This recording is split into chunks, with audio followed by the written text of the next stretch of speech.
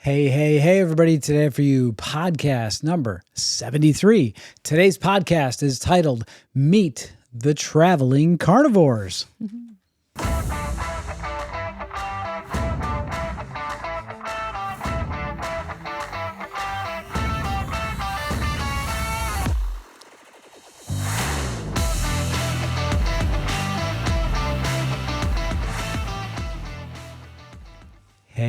Hey, everybody. Welcome to this week's edition of your weekly Limitless Life Network podcast. I'm Dr. Pete Lombardi, and sitting next to me is the lovely Sandy Lombardi. Hello.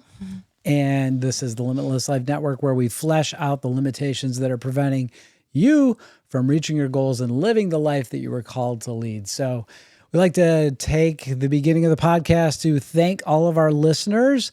Appreciate all of you. And I know last week we laid out a challenge, didn't we? We did. What was that challenge? About finding an accountability partner. Oh, yes, that's right. Finding accountability partner. So not sure if you took us up on that challenge, but I sure hope that you did. I know a lot of you won't do it, but I know that those that do and get serious about it will be really happy in the future if you do. All right. So, thanks for subscribing, sharing, following, liking, leaving comments, telling us face-to-face that you like listening to the podcast. It's all encouraging, and we're here to obviously encourage you too. So great job. Love hearing about all the success stories that we hear. So on with the show. Today's podcast title, Meet, M-E-A-T. Good like play that? on words. Yeah, Yes, play I on like words. that. Meet the Traveling Carnivores. So, so Sandy and I have been on a carnivore diet since January 2nd, and we decided to try this way of eating to help reduce the inflammatory effects that Sandy has been experiencing since she contracted Lyme disease this past summer. So you want to just lead a little more about where you found this? Yeah. Many of you know that Dr. G or Dr. Genopoulos is our family's holistic doctor, our go-to for our wellness advice. And we do all of our blood work through him, and he keeps track of where we're at.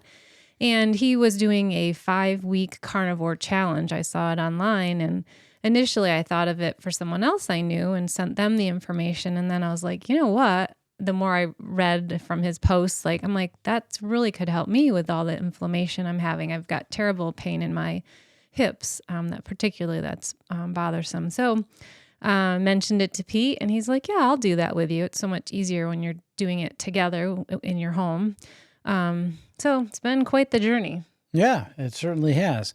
By the way, neither of us were vegetarians before we started this. So for those of you that are strict vegetarians, just take it with a grain of salt or a quarter pound of meat. No. Right. And I'll have to say, I prefer vegetables over meat. So you prefer meat for sure. So this has been a challenge to switch.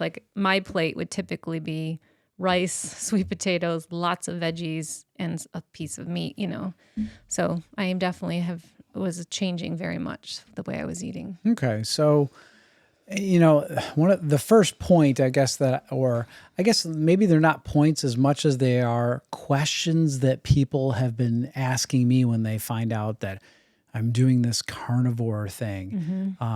The first question I hear is they want to clarify. What do you mean? You're only eating meat? You're not eating any fruit? You're not eating any vegetables at all? And the answer is no. So the strict carnivore that Dr. G recommended for us is meat. We can have fish and eggs and cheese. Yeah. And you don't eat cheese. I don't eat dairy, but yeah. So you could. So I've had a little bit of cheese, very, very little though. But hard cheese. There's restrictions on the cheese, not any cheese. Right. So yeah, no Velveeta. No, doesn't make the cut. No, Velveeta doesn't make the cut. So and then the question often comes up is that how do you get your fiber or your other nutrients? And I know Dr. G did a really good reel on this on Instagram that I saw. or actually maybe it was just a post, and it was just a post, and it was a picture of a steak, and it showed all of the macro and micronutrients that are in a grass-fed steak. Yeah, that was I was eye-opening to me. Yeah, so if you think about it, these are herbivore animals that are eating grass all day long, every day of their life, and processing that.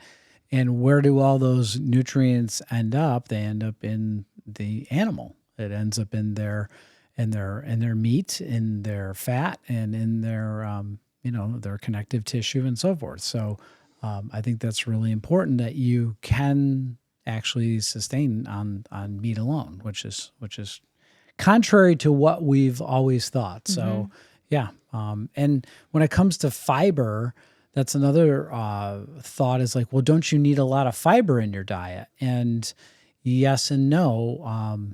Fiber can be very good for getting things to move through your digestive tract very quickly. And that was something that I know that in school I was taught, was that you need lots of fiber to move things through your digestive process very quickly. But the problem with that is that we tend to not absorb anything or not anything, but as much as what we think we are. So many times we're eating lots of calories of food that moves through that we never really absorb the actual vitamins and minerals that are in the food because we don't break it down in our digestive system. So, yeah. So what's point number 2 or question number 2? Isn't it going to raise your cholesterol? Ah, yes. The dreaded cholesterol. So we as a culture have been taught that cholesterol is good or bad. Bad. Cholesterol All bad. cholesterol is bad. All cholesterol is bad. And that if you have high cholesterol, that you're going to get what? Heart disease? Heart disease, right? Like somebody even today said to me, well, you've been eating meat all this time. We'll know why when you drop dead of a heart attack. Oh, gosh. And so nothing could be any further from the truth. As a matter of fact, I would say that my stamina, energy, and strength have been better than ever. Definitely don't have any chest pain. I don't have any numbness in my left arm or my left jaw. No signs of a heart attack. But cholesterol is super important in our body, and our body actually produces cholesterol, which then gets utilized to make other hormones in our body. So when you take a medication to lower your cholesterol, instead of understanding what's the physiology behind someone having higher cholesterol, you literally are shooting yourself in the foot when it comes to hormonal regulation. So that's why a lot of these cholesterol medications have such drastic side effects, such as joint pain and other hormonal challenging issues. So I know my wife has had some direct positive benefits as a result of this in just the 3 weeks that we've completed so far. Yeah, I was really surprised. And it was like, so every month, cyclical, I have hormonal headaches. I get them certain, 2 days, and then I have the cycle, and then on the end, I have another hormonal headache. And it's just been that way. It changes a little bit during the month by the different years that I've, my age, but consistently every month I can count on a headache twice a month. And I realized it should have been a couple weeks ago that I would have had this horrible hormonal headache, and I didn't have it. So obviously, it's affecting my hormones for the better. So I'm curious to see next month if that will be the same case. It'd be the first time in probably 30 years that I haven't had a hormonal headache. So. Yeah. Well, that's a pretty exciting positive benefit. So that brings us right along to point number 3. Which is, it's probably fine for a little while, but isn't it bad for you if you do it too long? So, yeah, again, flying in the face of conventional wisdom, isn't it bad for you to eat meat for the rest of your life? Is it even possible? Well, yes, it is possible. There's people on the planet that's pretty much what their diet consists of, is just meat. And they've been adapting and surviving for eons. And there's a very well-known public figure, Dr. Jordan Peterson, who has been a strict carnivore for 5 years. And the reason he chose to try the carnivore diet was because he had so many different health challenges that he was willing to try anything. And he figured, well, eating meat might, what's the worst that could happen? So he did it, and he lost a bunch of weight over time, and his weight is stabilized, and lives on nothing more than beef. Because he finds that beef he gets the best benefit as far as health goes. He had a lot of autoimmune things, right? Yeah, he had a lot of health challenges. So there's 5 years and a well-known public figure that is doing remarkably well health-wise. And if you ever listen to his podcast, he's extremely well thought out, very strong vocabulary, super sharp thinker. So I'm very impressed with the fact that it can be done long term. I personally know a woman who has been carnivore for several years, and same thing, very, very healthy young woman, very strong, very sharp and intelligent, no signs of any health challenges whatsoever. And she gets her blood chemistry checked by Dr. Giannopoulos, and she has very good blood chemistry results. Not that he shares with me, but she has shared that as well. So, yeah. What's point number 4? Point number 4, don't you crave certain foods? This is a great question. What's your answer? Do you crave certain foods? I don't crave certain foods, no. I do honestly miss certain foods. And I think we talked there's a lot of emotion around food. And I think we just enjoy eating. I miss just eating more because on this carnivore diet, we don't have to eat very often. That's blown me away. I'm full. I can eat for breakfast, I'm eating eggs and maybe some sausage or bacon or a piece of steak left over. That's my breakfast. And I am not hungry until lunch. I was always the grazer all day long. So there's no snack. I don't need snacks. I'm not hungry for snacks. But I miss snacking. I mean, it's crazy, but it's just been part of our, routine. And we traveled, right? We just got back from a trip out to Colorado, and that was a little bit harder than being home in our own, environment where we just don't have all this stuff to look at.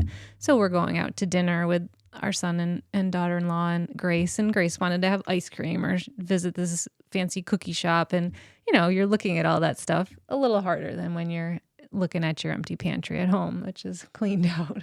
Yeah, and from a sense of craving, I haven't craved anything. No. And I, to be bluntly honest, if there's ice cream around, I will find it, and I love ice cream. That has been my big vice, my Achilles heel when it comes to nutrition. But even on this trip, I never felt a need to want to go have ice cream for a couple of reasons. One, I think, is because I feel so satisfied from the meat and the fat that you consume with healthy animal fat that you're not looking for those empty calories from the sugar and the fat in ice cream. And I guess number 2 is I really love how great I feel. I don't want to sabotage that. Yeah. I know that if I eat ice cream, it may give me a momentary bit of psychological pleasure, but I know that afterwards I'm not going to feel the same. Yeah. So I really I would say that emotions around food are a reality, and when you can strip that away and get serious about it, doing something like this is actually quite easy. Yeah. But you're not hungry at all. And no. One thing I did want to share that I noticed, my hip pain had been improving here when we were home. And then traveling, it's been horrible. And I was like, what, why is that? And Pete, you're the one that said the collagen. And because we do take collagen at home. And I said, I'm not great about taking the collagen. I only take it maybe every other day, the collagen powder. But then it hit me. We've been drinking bone broth at least twice a day. We make it ourselves. And I think that's it. We'll see. Now that we're back home and I'm going to be drinking homemade bone broth again, we'll see if that hip pain resolves again. Yeah. Yeah. That's kind of, leads us into the next point, which is point number 5, or question number 5 is, can this help with autoimmune conditions? I believe it can. Well, yeah. I mean, that's exactly why Jordan Peterson is on this diet, because he had so many autoimmune challenges with his digestive system. But, Sandy just referred to the bone broth, and bone broth is, you're basically cooking down these bones with a little bit of meat on them, but they have collagen and fat and all the minerals that are in the bone. And so now we get that into our own body and our body absorbs it. I got to say that when I drink bone broth, and this is something I never used to do, but when I drink bone broth now, I literally feel like I'm drinking a superfood or some sports energy drink, because I feel like my body gets energized. I can feel it like literally just pour throughout my whole body, and I feel fantastic after I drink bone broth. Yeah, Thursdays where Grace and I are gone all day to our homeschool group, and I didn't have time that morning for breakfast, and so I just took bone broth, heated it, and threw it in my to-go heated, thermos, and just sipped on it all morning, and I didn't even want lunch. Yeah. I was just full of energy, satisfied, had no hunger cravings. I was impressed. Yeah, bone broth is like a superfood. Yeah. But our joint pain is something that really affects so many people. And as you age and you get into these, the third quarter of your life, you're going to notice that you may see joint pain starting to happen more, and you may have more arthritis in your joints than you've ever had, or maybe you didn't even realize you're starting to develop arthritis.